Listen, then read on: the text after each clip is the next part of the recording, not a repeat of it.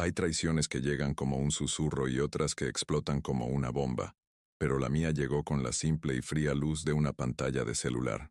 Ver aquella notificación en el teléfono de mi esposo fue como si el suelo de mi cocina, el mismo que he trapeado por casi 50 años, se abriera bajo mis pies para tragarme entera. El mensaje era corto, pero cada letra era un puñal que se clavaba en lo más profundo de mi ser, desangrando décadas de dedicación y sacrificios silenciosos. El nombre de una desconocida y una promesa de encuentro, justo allí, a unos pasos de nuestro hogar, de mi refugio. Me llamo Elena, tengo 68 años, y nunca imaginé que la deslealtad tendría el descaro de manifestarse en el lugar más sagrado para mí. Mi casa no es solo un conjunto de ladrillos y cemento, es el testimonio de mi vida, cada rincón impregnado con el sudor de mi frente y el amor de mis manos. Descubrir que mi marido, Roberto, planeaba encontrarse con otra mujer en el parque de enfrente, nuestro parque, el lugar donde nuestros hijos aprendieron a andar en bicicleta, fue una profanación, una ofensa que caló más hondo que cualquier infidelidad cometida en la oscuridad de un lugar lejano y anónimo. La cocina estaba impregnada del aroma a coentro y cebolla que yo misma había picado minutos antes, un olor que siempre había asociado con el hogar, con la familia, con la seguridad. Pero esa tarde de martes, mientras la luz del crepúsculo se filtraba por la ventana, ese aroma se convirtió en el perfume de la mentira. El aire se sentía pesado, cargado de una tensión que ya existía, pero que ahora tenía un nombre y una cara. Era la calma que precede a la tormenta más devastadora, una quietud frágil que estaba a punto de hacerse añicos para siempre. Y yo lo sabía. Mi corazón latía con una fuerza descontrolada, un tambor de guerra anunciando una batalla que no pedí, pero que de repente me encontraba obligada a librar. Miré mis manos, surcadas por las arrugas y las marcas de la aguja, las mismas manos que habían cosido la ropa de mis hijos, remendado los pantalones de trabajo de Roberto y preparado miles de comidas. Manos que habían dado todo sin pedir nada a cambio y que ahora temblaban, no de debilidad, sino de una rabia helada, una furia que comenzaba a despertar desde un rincón olvidado de mi alma. Antes de continuar con la historia, por favor haz clic en me gusta, suscríbete al canal y comenta desde dónde estás viendo. Tu apoyo es muy importante para mí, porque en momentos como este, saber que alguien al otro lado del mundo te escucha, te da la fuerza para seguir adelante y contar tu verdad, por más dolorosa que sea.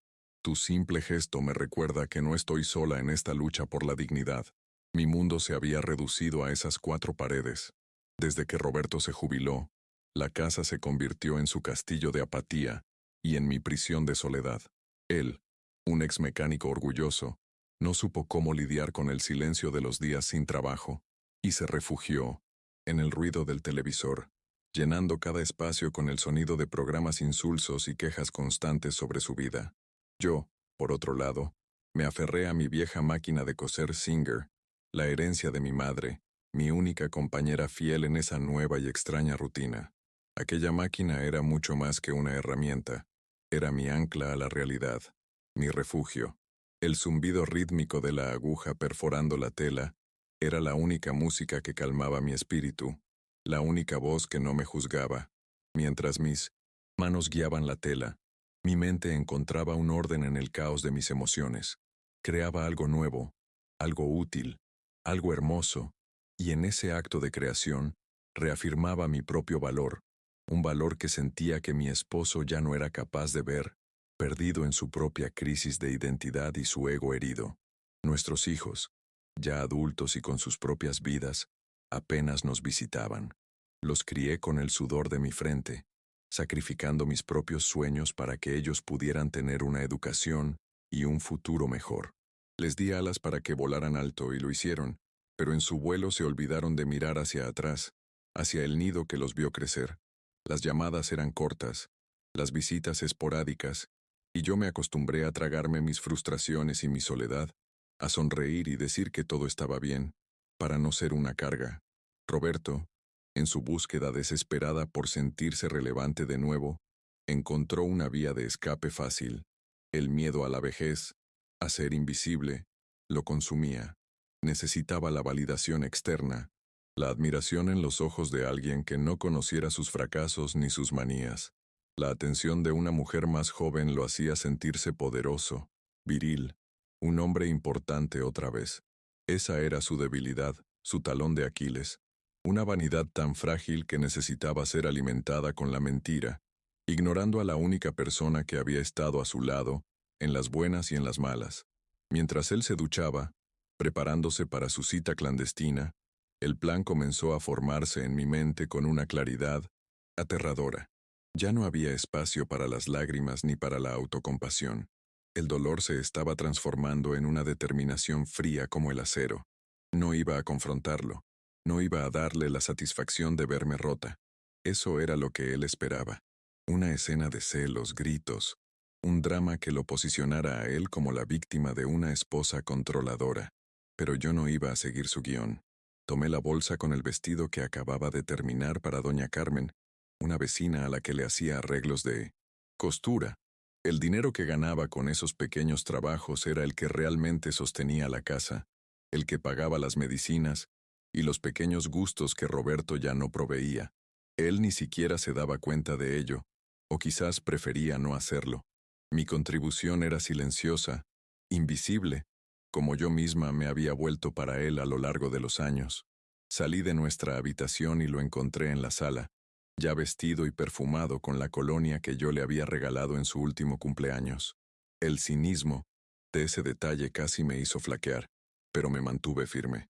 Le dije con la voz más calmada que pude encontrar: voy a casa de doña Carmen a entregarle un vestido. No demoro. Él apenas me miró, absorto en su reflejo en el oscuro televisor apagado, y asintió con un gesto vago, ansioso por que me fuera. Crucé la puerta de mi casa sintiendo el peso de 50 años de vida compartida sobre mis hombros. Cada paso en la acera era una despedida de la mujer que había sido, la Elena sumisa, la que perdonaba todo, la que esperaba pacientemente a que las cosas mejoraran. Pero la esperanza se había agotado esa tarde. No caminé hacia la casa de mi vecina. En lugar de eso, doblé la esquina y me oculté detrás de un viejo auto estacionado, un lugar desde donde tenía una vista perfecta de mi propia puerta. La espera fue corta, apenas unos minutos que se sintieron como una eternidad. El corazón me martilleaba en el pecho, una mezcla de miedo y una extraña expectación. Y entonces, lo vi. Roberto salió de la casa, no como el hombre apático y quejumbroso que yo conocía, sino erguido, con una sonrisa nerviosa en los labios, casi juvenil. Se ajustó el cuello de la camisa y caminó con un brío que no le había visto en años, cruzando la calle directamente hacia el parque. Allí, sentada en una de las bancas, lo esperaba una mujer. Era visiblemente más joven, con el cabello teñido de un rubio llamativo y una falda demasiado corta. Él se sentó a su lado, y aunque no podía escuchar sus palabras, sus gestos lo decían todo. La forma en que se inclinó hacia ella, la manera en que su mano rozó la suya. Ver esa escena no me rompió como yo pensaba que lo haría. No sentí el impulso de correr y gritarles. Por el contrario, una calma glacial se apoderó de mí. Fue como si estuviera viendo una película, una historia ajena que no tenía nada que ver conmigo. En ese preciso instante, la Elena que aguantaba todo en silencio murió, y de sus cenizas nació una nueva mujer, una que ya no estaba dispuesta a ser invisible en su propia casa, en su propia vida. La venda había caído de mis ojos, no para revelar una herida, sino para mostrarme el camino. El dolor seguía ahí, una brasa ardiente en el fondo de mi pecho, pero ahora estaba cubierto por una gruesa capa de resolución. Observé la escena unos segundos más, grabando cada detalle en mi memoria como prueba irrefutable, no para él, sino para mí. Era la confirmación que mi intuición me había estado gritando durante meses y que yo me había negado a escuchar. La evidencia que necesitaba para justificar la revolución que estaba a punto de comenzar. Di media vuelta y caminé de regreso a casa, pero no era la misma mujer que había salido minutos antes. Mis pasos eran más firmes, mi espalda más recta. Ya no era la esposa engañada que se escondía en las sombras. Era una guerrera que regresaba a su territorio para reclamar lo que era suyo. Mi hogar, mi dignidad, mi vida. La batalla apenas comenzaba, pero por primera vez en mucho tiempo, yo sabía exactamente cuáles eran mis armas. Entré en la casa y el silencio me recibió, pero ya no era un silencio tenso, sino un lienzo en blanco sobre el cual yo pintaría mi nuevo futuro. Fui directamente a mi cuarto de costura, el pequeño santuario donde mi máquina Singer me esperaba como un soldado leal. La destapé, encendí la pequeña luz que iluminaba la aguja y me senté. El mundo exterior, con sus traiciones y sus mentiras, dejó de existir. Tomé un retazo de tela y lo coloqué bajo el prensatelas. Pisé el pedal y el motor cobró vida con su zumbido familiar.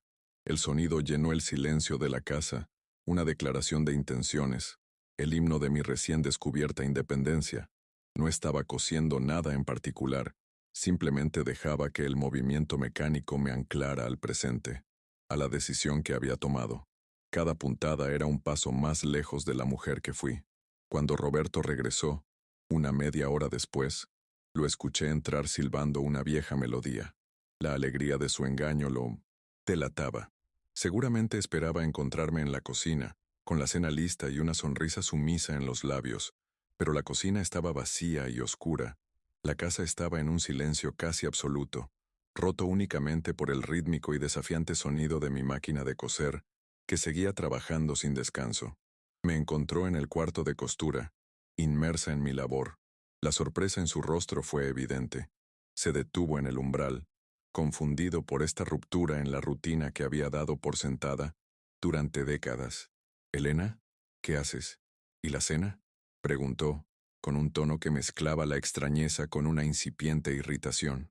Su privilegio, el que yo misma le había otorgado, comenzaba a ser cuestionado. No levanté la vista de la tela. Mis manos seguían guiando el tejido con una precisión inalterable, como si él no estuviera allí. Dejé que su pregunta flotara en el aire por unos segundos, saboreando el pequeño cambio en la dinámica de poder. El silencio se estiró, volviéndose incómodo para él. Por primera vez en años yo tenía el control de la conversación, del tiempo, del espacio. Era un sentimiento nuevo y embriagador. Finalmente, sin mirarlo, con la voz tan firme y fría como el hielo, respondí. Mi respuesta no fue un grito ni un reproche, sino una simple declaración de hechos, una sentencia que marcaría el inicio de una nueva era en nuestra casa. «Si tienes hambre», dije, mientras la aguja seguía su danza incansable, «la cocina está en el mismo lugar de siempre». Esa frase fue el primer ladrillo que puse en el muro de mi nueva independencia. Su confusión se transformó en incredulidad. Pude sentir su mirada fija en mi nuca, tratando de entender qué había cambiado, buscando a la mujer dócil a la que estaba acostumbrado. Pero ella ya no estaba allí. En su lugar, había una extraña, una mujer concentrada en su trabajo, una mujer que ya no giraba en torno a sus necesidades. Se quedó parado un momento más, esperando una explicación que no iba a llegar. Esta pequeña rebelión, este simple acto de no servirle la cena, era más poderoso que cualquier acusación. Era el principio del fin de su tiranía doméstica. Él no lo sabía todavía, pero su mundo de comodidades y certezas había comenzado a desmoronarse con el sonido de mi máquina de coser, y yo no tenía ninguna intención de detenerme hasta haber recuperado cada centímetro de mi territorio y de mi dignidad. Finalmente, resopló con fastidio y se fue a la cocina, probablemente a buscar algo de comer por sí mismo por primera vez en años. Escuché el ruido de platos y cubiertos, torpe y resentido. Yo seguí cosiendo, cada puntada una afirmación de mi nueva libertad. La batalla por mi hogar había comenzado, y yo estaba lista, con mi aguja como espada y mi dignidad como escudo. La noche avanzó y la tensión en la casa era palpable. Roberto intentó hablarme un par de veces más, pero mis respuestas fueron monosílabos, distracciones que no me apartaban de mi labor. El poder había cambiado de manos. Su ira crecía con cada minuto de mi indiferencia. Estaba acostumbrado a ser el centro del universo, y mi repentino desinterés lo descolocaba por completo. Lo volvía impotente. Más tarde, cuando me fui a nuestra habitación, hice algo que no había hecho en 50 años de matrimonio. Giré el pestillo de la puerta desde adentro, cerrándola con un chasquido metálico que resonó en el silencio de la noche.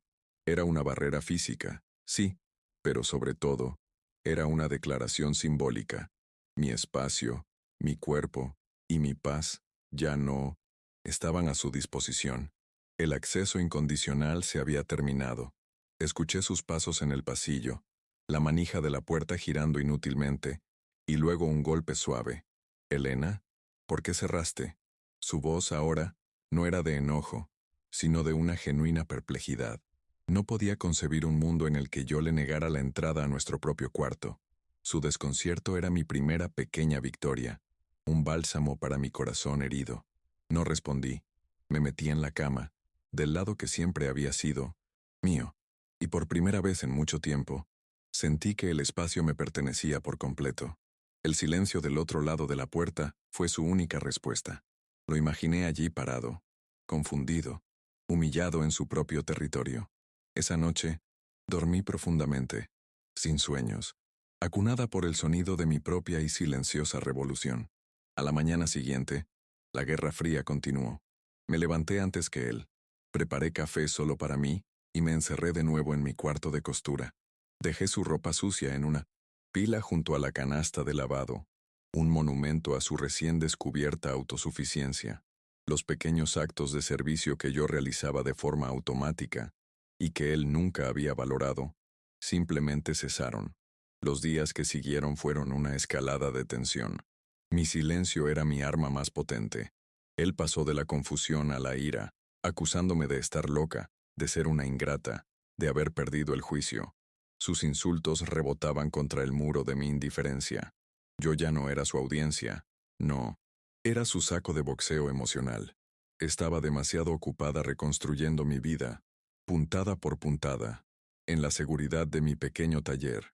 La casa, que antes era su refugio de apatía, se convirtió en un campo de batalla silencioso. Cada objeto, cada espacio, era un territorio en disputa. Pero él no entendía las reglas de esta nueva guerra. Intentaba luchar con gritos y demandas, mientras yo luchaba con la ausencia, con la negación de mis servicios, con una dignidad inquebrantable que lo desarmaba por completo. Este primer acto de mi liberación no fue fácil. Requirió una fuerza que no sabía que poseía, pero cada vez que la duda amenazaba con aparecer, recordaba la imagen de él en el parque, sonriendo a otra mujer. Esa imagen era el combustible que alimentaba mi resolución, la prueba de que mi rebelión no era un capricho, sino una necesidad, una cuestión de supervivencia. La Elena sumisa había muerto, y yo no tenía intención de resucitarla. Los primeros días de mi silenciosa huelga se convirtieron en una semana. Roberto deambulaba por la casa como un fantasma despojado de su reino, su confusión inicial mutando lentamente en una hostilidad palpable. Intentó todas las tácticas que conocía. Primero, el sarcasmo. ¿La reina ha decidido abdicar de sus deberes?, me preguntaba al pasar junto a mi cuarto de costura. Luego, la falsa preocupación. ¿Te sientes bien, Elena? Quizás deberíamos llamar al médico. No estás actuando como tú misma.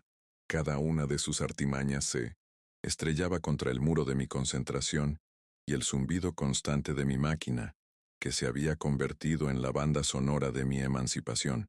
Yo seguía mi nueva rutina con una disciplina casi militar. Me levantaba, preparaba mi desayuno y me dedicaba a mis costuras. Atendía los pedidos de las vecinas, quienes notaban un cambio en mí, pero eran lo suficientemente discretas como para no preguntar. Veían en mis ojos una nueva luz, una determinación que quizás nunca antes habían presenciado. Mi pequeño negocio florecía con mi nueva dedicación, y cada peso que ganaba se sentía como un ladrillo más en la fortaleza que estaba construyendo a mi alrededor. Una fortaleza para proteger mi recién recuperada dignidad. Un día, mientras recogía mi propia ropa para lavarla, una pequeña pieza de papel cayó del bolsillo de sus pantalones, abandonados en el suelo del baño. Era el recibo de un café, uno de esos lugares modernos y caros del centro de la ciudad, un sitio al que nunca habíamos ido, juntos. La cuenta era para 2 capuchinos y 2 rebanadas de pastel de zanahoria. La fecha era de la semana anterior. No era solo un encuentro furtivo en el parque. Eran citas, eran momentos compartidos, Era una vida paralela que él había construido a mis espaldas, financiada con el dinero de una pensión que yo también merecía. Ese simple trozo de papel me transportó a más de 40 años atrás. Recordé una tarde, cuando apenas éramos unos recién casados y caminábamos por el centro. Nos detuvimos frente a una pastelería elegante, y yo admiré los pasteles en el escaparate. Roberto, con los bolsillos casi vacíos pero el corazón lleno de promesas, me abrazó y me dijo al oído: «Un día, mi amor, te traeré aquí cada semana. Comeremos todos los pasteles que quieras». La promesa se desvaneció con el tiempo y las dificultades, pero nunca la olvidé. Ahora, esa promesa se la estaba cumpliendo a otra. La revelación no me hizo llorar. En cambio, sentí una oleada de energía fría. Doblé el recibo con cuidado y lo guardé en la pequeña caja de lata, donde guardaba mis hilos y agujas más preciados. No era un recordatorio del dolor, sino una pieza de evidencia, una prueba más de que mi decisión era la correcta. Ya no había vuelta atrás. La Elena que podía perdonar esa clase de traición ya no existía. Había sido reemplazada por una mujer que exigía justicia, aunque fuera una justicia silenciosa y personal. Roberto, al ver que sus tácticas no funcionaban, decidió apelar a la última instancia, la manipulación emocional a través de nuestros hijos.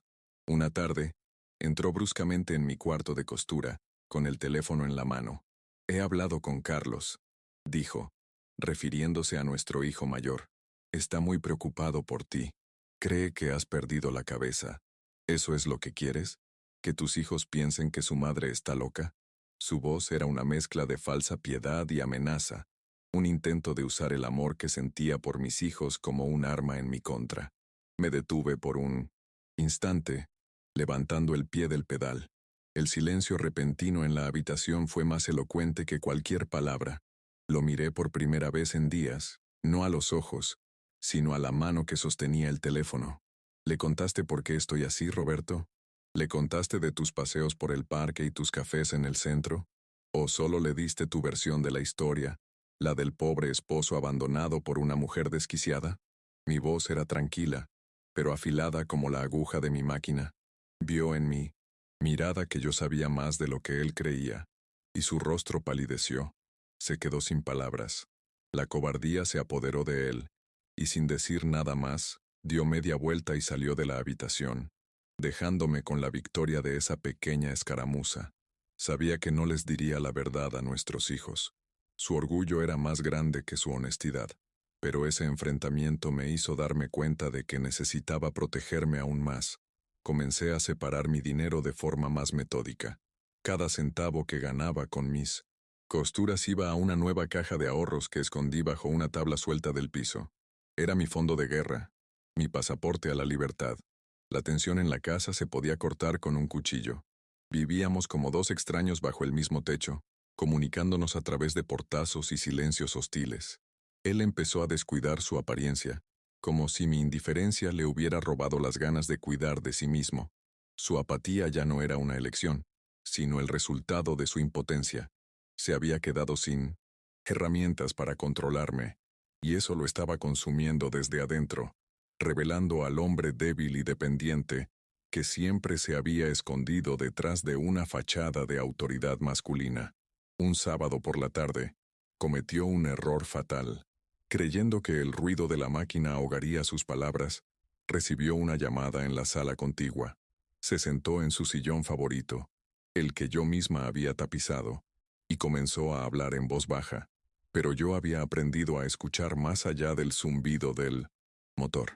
Detuve mi trabajo y agucé el oído. Pude escuchar fragmentos de su conversación, pedazos de una intimidad que me apuñalaban el corazón. «Sí, mi amor. No. Ella sigue igual de rara. No sé qué le pasa, pero pronto lo resolveré». Escuchar ese «mi amor» dirigido a otra voz fue como si me arrancaran el corazón del pecho y lo pisotearan. La memoria, siempre tan cruel, me llevó de inmediato al hospital, al día que nació Carlos. Roberto, con el bebé en brazos, se había acercado a mi cama. Me había besado la frente sudorosa y me había susurrado al oído: «Gracias, mi amor. Me has hecho el hombre más feliz del mundo». Ese endónimo, que había sido nuestro código secreto de afecto, ahora era una moneda de cambio barata que él usaba para comprar la atención de una extraña. En ese momento, la tristeza amenazó con abrumarme. Las lágrimas picaron en mis ojos, un tsunami de dolor acumulado durante años de pequeñas decepciones y grandes traiciones. Pero me negué a derrumbarme. Me aferré al borde de mi mesa de costura, clavando las uñas en la madera vieja hasta que los nudillos se me pusieron blancos. Respiré hondo, 1, 2, 3 veces, transformando el dolor en combustible. Cada lágrima que no derramé se convirtió en una gota de acero líquido que reforzaba mi determinación. La conversación telefónica continuó, y con ella, mi indignación crecía. Él se quejaba de mí, pintándome como una villana irracional, una vieja amargada que le hacía la vida imposible. Se describía a sí mismo como una víctima, un pobre hombre atrapado en un matrimonio sin amor. La hipocresía era tan descarada, tan insultante, que borró cualquier vestigio de compasión que pudiera haber sentido por él.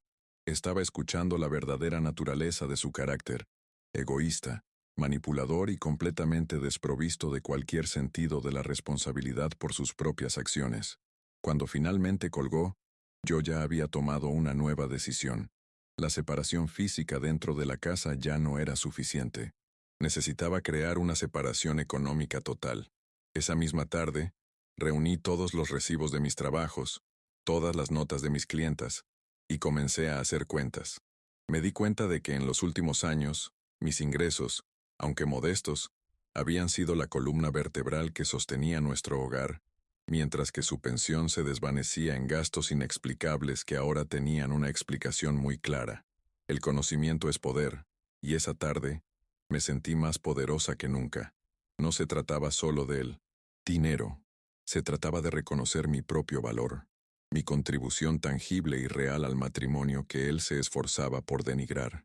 Yo no era una carga, no era una mantenida. Yo era un pilar que él había dado por sentado durante demasiado tiempo y que ahora estaba a punto de retirar, dejando que su mundo se derrumbara bajo su propio peso. Al día siguiente, cuando me pidió dinero para comprar unas cosas, hice algo que lo dejó completamente descolocado. Lo miré directamente a los ojos y le dije con una calma que lo enfureció: «Mi dinero es para mis gastos, Roberto. Tú tienes tu pensión para los tuyos». Fue la primera vez que establecí un límite financiero claro. La expresión de su rostro fue una mezcla de shock y furia. Estaba tan acostumbrado a tener acceso ilimitado a todos mis recursos, que mi negativa le pareció un acto de rebelión intolerable. «¿Tu dinero? Todo en esta casa es de los dos», gritó, su voz retumbando en la pequeña cocina. «He trabajado toda mi vida para construir esto». Su argumento era tan débil y tan predecible que casi me dio lástima. Apunté con la barbilla hacia mi cuarto de costura y respondí: «Tú trabajaste hasta que te jubilaste. Esa máquina ha estado trabajando todos los días desde entonces. Si quieres hablar de contribuciones, empecemos a hacer las cuentas de los últimos 5 años». Su rostro se enrojeció de ira. Sabía que era una batalla que no podía ganar. Esta nueva frontera en nuestra guerra doméstica, la económica, lo desestabilizó por completo. Perder el control sobre los servicios domésticos era una cosa, pero perder el control sobre el dinero era una amenaza directa a su ego, a su identidad como hombre y proveedor.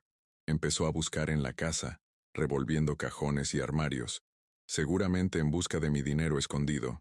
Su desesperación era patética, y cada vez que encontraba un cajón vacío, su frustración crecía, alimentando una rabia que se volvía cada vez más peligrosa. Ya no intentaba razonar ni manipular. Su impotencia se había convertido en una furia sorda. Los portazos se hicieron más fuertes. Los murmullos se convirtieron en insultos audibles cuando pensaba que no lo escuchaba. La casa, mi santuario, se había transformado en una olla a presión, y yo sabía que era solo cuestión de tiempo antes de que explotara. Pero no tenía miedo. La mujer que temblaba ante su mal humor había desaparecido. Ahora, solo sentía una extraña y fría expectación. Mientras tanto, yo me refugiaba cada vez más en mi trabajo. Acepté más pedidos. Trabajé hasta altas horas de la noche, no solo por el dinero, sino por la paz que me daba. El zumbido de la Singer era mi mantra, un sonido que ahogaba sus quejas y me recordaba mi propio poder. La máquina no era solo una herencia de mi madre, se había convertido en una extensión de mi propia voluntad, un símbolo de mi resistencia. Cada prenda que terminaba era una pequeña victoria, una prueba de que podía sobrevivir e incluso prosperar. Sin él, comencé a reconectar con mis vecinas de una manera diferente.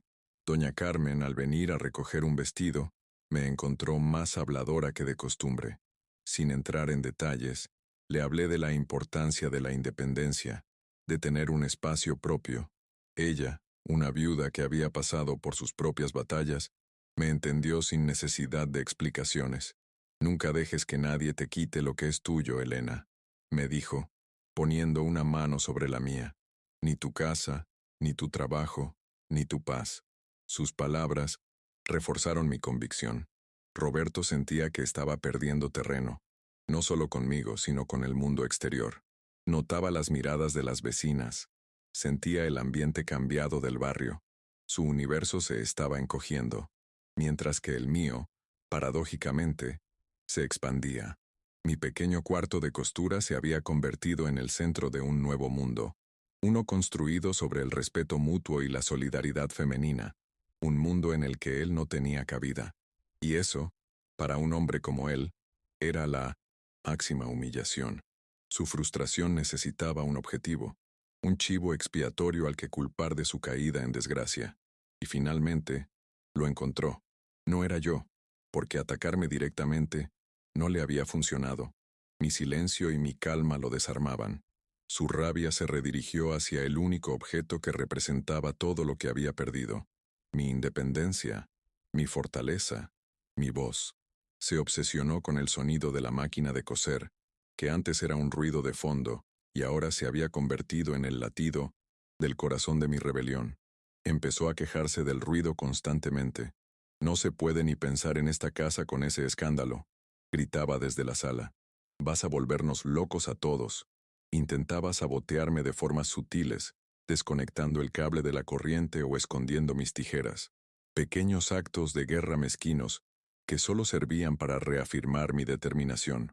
Cada obstáculo que ponía, yo lo superaba con una paciencia obstinada, negándole la satisfacción de una reacción. El conflicto latente estaba a punto de estallar, de convertirse en una confrontación abierta y definitiva. Yo lo sentía en el aire, en la forma en que me miraba, con una mezcla de odio y desesperación. Ya no veía en mí a su esposa, a la compañera de toda una vida. Veía a su carcelera, a la arquitecta de su miseria, sin darse cuenta de que él mismo se había construido esa prisión con los ladrillos de sus propias mentiras y traiciones. La gota que derramó el vaso fue una tarde de jueves. Yo estaba particularmente concentrada, terminando un pedido urgente, un vestido de quinceañera para la nieta de doña Carmen. El trabajo requería precisión, y yo estaba completamente absorta. El sonido de la máquina era constante, rápido, un reflejo de mi propia urgencia. Para Roberto, que estaba tratando de ver un partido de fútbol en la televisión, ese sonido fue la afrenta final. Entró en el cuarto de costura como un toro de lidia, con el rostro congestionado por la rabia. No dijo nada al principio. Simplemente se quedó allí, de pie, su gran cuerpo llenando el umbral y bloqueando la luz del pasillo. Su sombra se proyectó sobre mi mesa de trabajo, una mancha oscura que intentaba eclipsar mi mundo. Pero yo no me detuve. Seguí cosiendo, mi pie firme en el pedal, mis manos guiando la tela con una firmeza que lo desafiaba. «Apaga esa cosa», ordenó. Su voz era un gruñido bajo y amenazante. No lo obedecí. Continué con mi trabajo, la aguja subiendo y bajando, cada puntada un acto de desafío. Su ira escaló ante mi desobediencia. «Te dije que la apagues. Estoy harto de ese maldito ruido día y noche. Esta era una casa tranquila hasta que tú y tu estúpida máquina decidieron declararme la guerra». Sus palabras eran veneno, pero yo me había vuelto inmune a su veneno. Viendo que sus gritos no tenían efecto, su frustración alcanzó un punto de ebullición. Se acercó a la mesa, su rostro a centímetros del mío. Pude oler el rencor en su aliento. Por un momento, pensé que me iba a golpear, pero su objetivo no era yo. Su mirada se desvió hacia la máquina de coser, la verdadera fuente de su impotencia. La vio no como un objeto inanimado, sino como a su rival, el cómplice de mi rebelión. Si no la apagas tú, la apagaré yo para siempre, amenazó, su voz temblando de una furia que había perdido todo control. Extendió su mano, no hacia el interruptor, sino hacia el cuerpo de hierro fundido de la máquina. Su intención era clara. No quería solo silenciarla, quería destruirla, quería aniquilar el símbolo de mi libertad, romper el espíritu de mi resistencia y devolverme al lugar de sumisión donde él creía que yo pertenecía. El mundo pareció ralentizarse. Vi su mano moverse. Vi la intención asesina en sus ojos. Esa máquina no era solo un trozo de metal para mí. Era el legado de mi madre. Era mi sustento. Era mi compañera. Era la prueba tangible de mi valor. Era el ancla que me había mantenido a flote en el mar de la soledad y la humillación. Permitir que la dañara sería como permitir que me arrancara el corazón y lo destruyera frente a mí. Fue entonces cuando reaccioné. En un movimiento rápido e instintivo, me levanté de la silla y me interpuse entre él y la máquina. Mi cuerpo, aunque más pequeño y frágil que el suyo, se convirtió en un escudo humano. Coloqué ambas manos sobre la superficie fría de la Singer, protegiéndola, reclamándola como una extensión de mi propio ser. Por primera vez en muchos años, lo miré directamente a los ojos, sin miedo, sin sumisión. Nuestras miradas se encontraron en el tenso silencio que había dejado la ausencia del zumbido de la máquina. En sus ojos vi una furia descontrolada, la de un tirano que ve su poder desmoronarse, pero en los míos, él debió ver algo que no reconocía, algo que lo hizo dudar por una fracción de segundo. Vio una fuerza que no provenía de los músculos, sino de una voluntad inquebrantable, la fuerza de una mujer que había llegado a su límite y que ya no estaba dispuesta a retroceder ni un solo centímetro. El aire estaba cargado de electricidad. La confrontación final había llegado. La batalla ya no era por el silencio o el ruido, por la cena o el dinero. La batalla era por mi alma. Él levantó la mano, amenazante, no hacia mí, sino hacia la máquina que yo protegía con mi cuerpo. «Quítate de en medio, Elena», dijo con los dientes apretados. Este era el momento de máxima vulnerabilidad, el clímax de su agresión, pero también era el momento de mi máxima fortaleza. No me moví. Sentí la solidez de la máquina bajo mis palmas, su energía fluyendo hacia mí. Me había servido fielmente durante años, y ahora era mi turno de protegerla. La indignación moral, la de una mujer traicionada y subestimada, me llenó de una valentía que nunca supe que tenía. Él había cruzado la última línea, había amenazado el último bastión de mi identidad, y yo no se lo iba a permitir. La habitación se sentía pequeña, el aire irrespirable. La amenaza pendía entre nosotros, tangible y peligrosa. Él, cegado por la rabia, creía que estaba a punto de ganar, de aplastar finalmente mi espíritu rebelde. Pero se equivocaba. No entendía que al atacar lo que más amaba, no me estaba debilitando, sino que me estaba dando la razón definitiva, la justificación final para el acto que vendría a continuación. Me estaba entregando las armas para ganar la guerra. El segundo acto de nuestra tragedia doméstica estaba llegando a su fin, no con un susurro, sino con una explosión inminente. Él había escalado el conflicto hasta un punto de no retorno. Había llevado la batalla a mi santuario y había amenazado a mi más fiel aliada. Su próximo movimiento definiría no solo el final de nuestra discusión, sino el final de nuestra vida juntos tal y como la conocíamos. Y yo, por primera vez, estaba lista para enfrentar las consecuencias, sin importar cuáles fueran. Frente a su amenaza, una calma sobrenatural descendió sobre mí. El miedo que él esperaba ver en mis ojos simplemente no estaba allí. En su lugar, había una claridad de propósito que nunca antes había sentido. Lo miré, no como al hombre con el que había compartido mi cama y mi vida durante 5 décadas, sino como a un extraño, un intruso que había invadido mi santuario y amenazado lo único que me quedaba de mi identidad. Mi voz, cuando finalmente hablé, no tembló.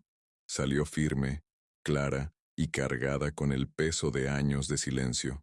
Esta máquina, comencé, mi mano acariciando el hierro frío y familiar de la Singer, me ha dado el pan que tú no trajiste a esta mesa.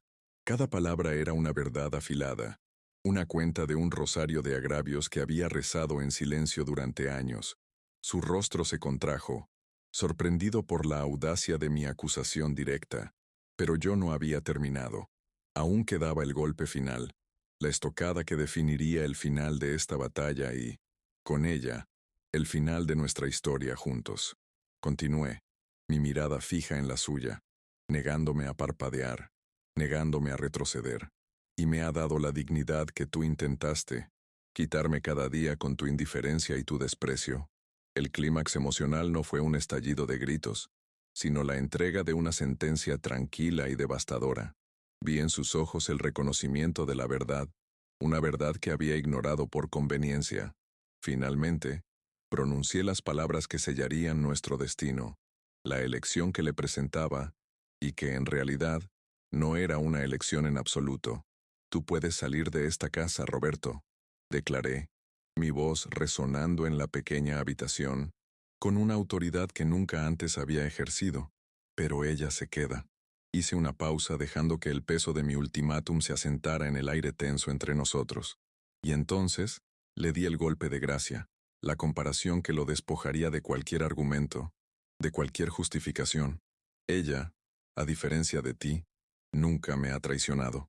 Aquellas últimas palabras lo rompieron, no físicamente, sino espiritualmente. Fue como si un interruptor se apagara dentro de él. La furia se desvaneció de su rostro, reemplazada por una expresión de asombro y una derrota absoluta. Miró de mi rostro a la máquina, y por primera vez pareció entender que no éramos dos entidades separadas, sino una alianza, un frente unido que él jamás podría quebrar. Su guerra estaba perdida, y lo supo en ese instante. Sin decir una palabra más, retrocedió lentamente, saliendo del umbral de mi cuarto de costura. El espacio que su cuerpo había ocupado ahora estaba lleno de luz. Observé cómo se dirigía a nuestra habitación, la misma cuya puerta yo había cerrado con llave noches atrás. No lo seguí. Permanecí en mi lugar, con mi mano todavía sobre mi máquina, mi ancla, mi aliada. Escuché el sonido de los cajones abriéndose y cerrándose, el ruido de una maleta vieja siendo arrastrada desde lo alto del armario.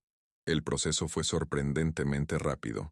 No tenía mucho que empacar, o quizás, no tenía ganas de prolongar su humillación. Cada sonido que venía de la habitación era un paso más hacia mi libertad. No, sentí la necesidad de supervisarlo, de asegurarme de que no se llevara nada de valor. Los únicos tesoros de esa casa eran mis recuerdos, mi dignidad y mi máquina de coser, y ninguno de ellos cabía en su maleta. Unos minutos después, apareció en el pasillo, arrastrando una pequeña maleta de lona. Evitó mi mirada. Pasó frente a mi cuarto de costura sin detenerse, como si fuera un fantasma en su propia casa. Lo seguí con la vista, convirtiéndome en una espectadora silenciosa de su autoexilio. No, había tristeza en mi corazón, ni siquiera un atisbo de nostalgia por el hombre que una vez fue. Ese hombre había muerto hacía mucho tiempo, y el que se iba era solo una sombra resentida. Lo observé caminar hacia la puerta principal. Su espalda, antes tan erguida y orgullosa, ahora estaba encorvada por el peso de su propia derrota. Colocó su mano en el pomo de la puerta y se detuvo por un instante, como si esperara que yo dijera algo, que lo detuviera, que le rogara que se quedara. Pero el silencio fue mi única respuesta. El poder de rogar, de suplicar, le pertenecía ahora a él, y ambos lo sabíamos. Abrió la puerta, y la luz del atardecer inundó el vestíbulo. El mundo exterior lo esperaba. Antes de salir, se giró y me miró por última vez. En sus ojos no vi arrepentimiento, solo un rencor profundo y amargo.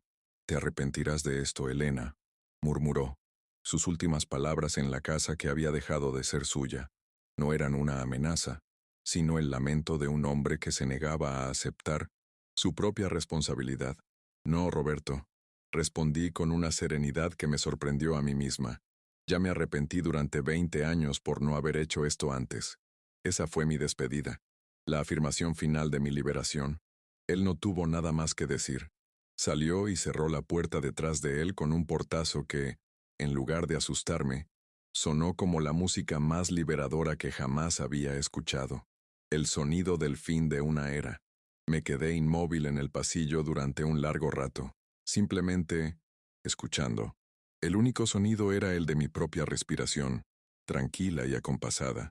El silencio que llenaba la casa ya no era pesado ni tenso. Era un silencio ligero, limpio, un lienzo en blanco esperando a ser llenado con nuevos sonidos, nuevas risas, nueva vida. Era el silencio de la paz, una paz que había anhelado durante años y que finalmente era mía. Caminé lentamente por las habitaciones, como si estuviera explorando un lugar nuevo.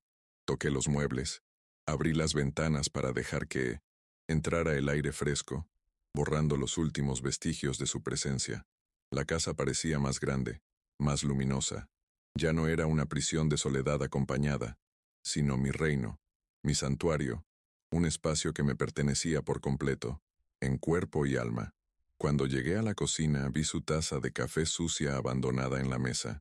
En otros tiempos, la habría lavado inmediatamente, un reflejo condicionado de décadas de servicio.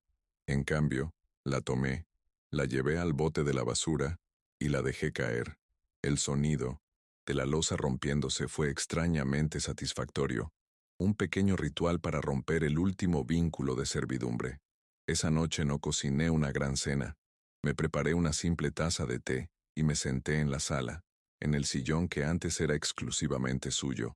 Encendí una pequeña lámpara y saqué un libro que había querido leer durante meses. El silencio ya no era un vacío, sino un compañero agradable. Por primera vez en mucho tiempo, me sentí completa estando sola, disfrutando de mi propia compañía, sin la necesidad de la validación de nadie. La resolución no fue un evento dramático, sino una transición serena hacia una nueva forma de vida. No hubo llamadas furiosas de mis hijos, al menos no todavía. Sabía que esa sería otra batalla que tendría que librar, que Roberto intentaría envenenarlos con su versión de los hechos. Pero extrañamente, no sentía miedo. Estaba lista para contar mi verdad, con la misma calma y firmeza con la que me había enfrentado a su padre. Mi esperanza no venía de mi ignorancia, una ayuda externa, de un abogado o un terapeuta. Mi esperanza nacía de mi interior, de la mujer que había redescubierto en medio de la crisis. Mi esperanza residía en mis manos, en mi capacidad para crear, para trabajar, para sostenerme a mí misma. Mi aliada de hierro y acero, mi Singer, me esperaba pacientemente en la otra habitación, lista para ayudarme a coser el patrón de mi nuevo futuro. A la mañana siguiente, el teléfono sonó. Era doña Carmen. ¿Todo bien, Elena? Ayer escuché gritos, dijo, con una genuina preocupación en su voz. Su llamada fue un bálsamo, un recordatorio de que no estaba completamente sola, que tenía una red de apoyo en mi comunidad. Todo está mejor que nunca, Carmen. Le respondí, y mi voz sonaba tan segura, que ella no necesitó más explicaciones. Luego te cuento. Ahora tengo mucho trabajo que hacer. Esta validación, aunque pequeña, fue significativa. Reforzó mi decisión, recordándome que la dignidad es algo que los demás pueden reconocer y respetar. Colgué el teléfono y sentí una oleada de gratitud. La vida me había quitado un esposo, pero me estaba devolviendo una comunidad. Me estaba devolviendo a mí misma. La justicia, para mí, no consistía en castigarlo a él, sino en liberarme a mí. La resolución era parcial, por supuesto. Quedaban muchos cabos sueltos, muchas incertidumbres en el horizonte. ¿Cómo manejaría la economía de la casa completamente sola? ¿Cómo reaccionarían mis hijos? ¿Intentaría Roberto volver o causar problemas legales? La tensión de estas preguntas flotaba en el aire, una promesa de que mi historia no había terminado por completo. Sin embargo, la sensación predominante no era la tensión, sino la esperanza de una vida vivida en mis propios términos, la esperanza de despertar cada mañana en una casa llena de paz en lugar de resentimiento, la esperanza de redescubrir a Elena, la mujer que había quedado sepultada bajo las capas de esposa y madre durante tanto tiempo. Esa esperanza era un sol brillante que disipaba las sombras de la incertidumbre. La satisfacción de verlo irse era inmensa, pero no era una satisfacción maliciosa. Era la satisfacción de una prisionera que finalmente respira aire puro. El 20% de mi ser se sentía satisfecho, con el conflicto inmediato resuelto. Pero el 80% restante era una mezcla de la tensión de lo desconocido y la electrizante esperanza de las posibilidades que se abrían ante mí. Esa tarde, volví a mi cuarto de costura.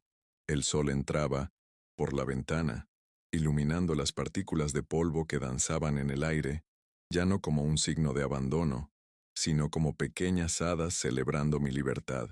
Me senté en mi silla, el lugar que ahora se sentía como un trono. Todo estaba en su sitio, ordenado, tranquilo. Mi pequeño universo estaba en perfecto equilibrio.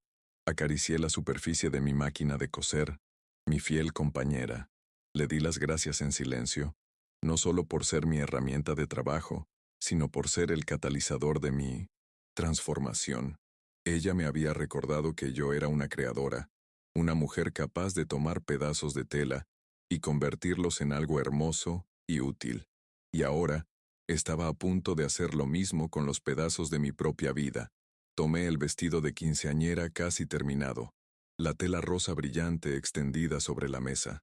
Era un proyecto lleno de futuro, de sueños, de celebraciones. Era el trabajo perfecto para este nuevo comienzo. Lo coloqué cuidadosamente bajo la aguja, alineando las costuras con una precisión renovada, con un amor por mi oficio que se sentía más profundo que nunca. Puse mi pie en el pedal, y el motor cobró vida. El zumbido familiar llenó la habitación, pero el sonido era diferente. Ya no era un acto de desafío, ya no era un himno de guerra. Ahora, era una canción de cuna, una melodía de paz y productividad. Era el sonido de mi independencia, el ritmo constante y tranquilizador de mi nueva vida, una vida que yo misma estaba cosiendo, puntada a puntada. Mientras la aguja danzaba sobre la tela, una pequeña sonrisa se dibujó en mis labios.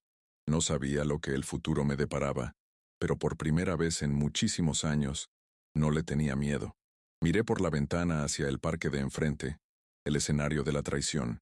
Ya no sentía dolor. Solo veía un espacio verde, un lugar donde los niños jugaban, un mundo que seguía girando. Y yo, por fin, estaba girando con él, libre y en control de mi propio destino.